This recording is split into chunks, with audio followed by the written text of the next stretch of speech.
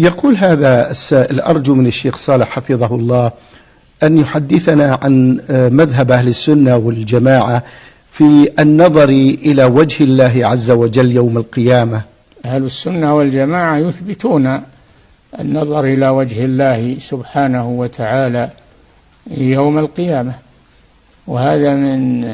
أشد نعيمهم، أشد ما يلقون من النعيم، أشد من نعيم الجنة، رؤيتهم لله سبحانه وتعالى، فهو يتجلى لهم ويرونه عيانا بأبصارهم كما يرون الشمس صحوا ليس دونها سحاب، ويرونه عيانا بأبصارهم كما لا تدركه الأبصار وهو يدرك الأبصار.